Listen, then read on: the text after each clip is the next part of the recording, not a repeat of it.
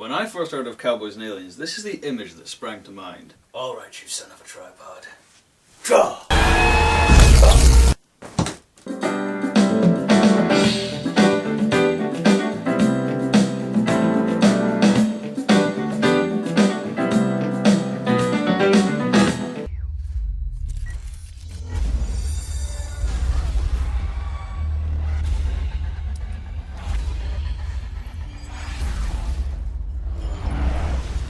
Cowboys and Aliens. The question arises why a movie like this has never been done before.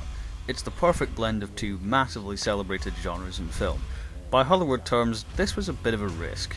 With a title such as this, you may expect it to be a bit of a spoof, but taking a serious approach to it was a bit of a gamble. Was it a gamble that paid off? Well, let's find out.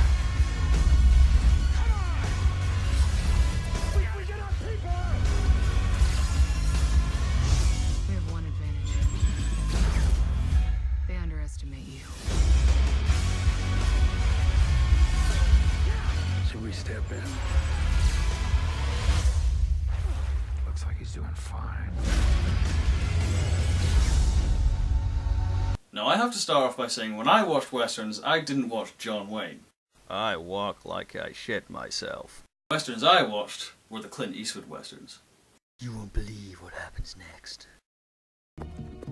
Now one of the first things to mention is this movie's outstanding cast, which include Daniel Craig, Harrison Ford, who's always good when he's got those hats, Olivia Wilde, Sam Rockwell, and even Clancy Brown.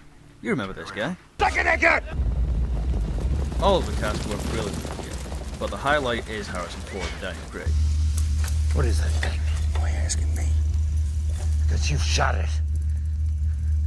What's that thing? Where'd you get that thing? I don't know. What do you mean you don't know? The plot follows Daniel Craig, who wakes up in the middle of the desert at the beginning of the film. He has no clue how he got there or who he is, and he's also got a strange, mysterious bracelet attached to his wrist, which he can't remove. Unable to find answers, just sitting around, he moses on into town, where we engage in some good old western antics. The first 20 or so minutes of the film are basically like the first 20 or so minutes of Red Dead Redemption. It just establishes who everyone is, what they do, and how they interact with each other, and what their motivations are. We uncover some mystery about Daniel Craig's possible background, and we also see the characters going about their daily business when, guess who the hell shows up?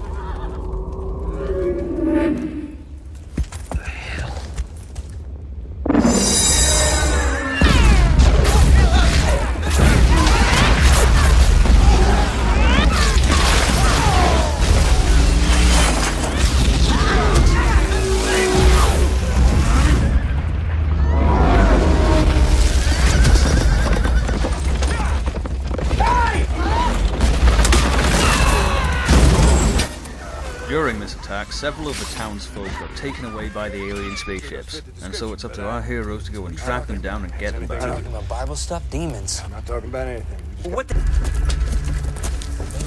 I don't know what it is, but it's bleeding. If it bleeds, we can kill it. The first 20 or so minutes of the film are crucial to establish the characters and make the audience care about them, which it does. And as far as the plot goes, it's pretty original. Although, does anyone else remember the film Outlander, which was like Vikings and aliens? So with a good and original story, and a great cast of characters that all work well, that you care about at the end, you have to ask yourself the question. Is this movie worth 5 star? No. No, it is not. For me, the film has 2 issues which hold it back from being really good. The first is actually Daniel Craig's backstory. Amnesia stories have been done before, and with this one, I was hoping for something a little more inventive. Your questions are answered, but I was hoping for something a little more out of this world. This may appear to be a bit of a nitpick, but being the central focus of the story, it's a little bit disappointing. The second is the explanation of why the aliens have come to Earth. It does fit in with the Western style, but for me it's a little too, well, Battlefield Earthy. If perchance you don't know what Battlefield Earth is, then make it a policy to keep it that way. While you were still learning how to spell your name, I was being trained to conquer galaxies. But it could have been worse. I mean, it could have been this. I'm a cowboy. I am an alien. I'm gonna get you. Fucker. But luckily it isn't, so we're fine. But what you get on the positive side is a lot. As I said, the cast are fantastic, and really that's what holds this film together, which is a little unexpected, because when you go to see this movie, really you just want to see cowboys and aliens fight. But while you get to see that, you also get to see some really good characters that you really do get invested into, which is something I didn't expect.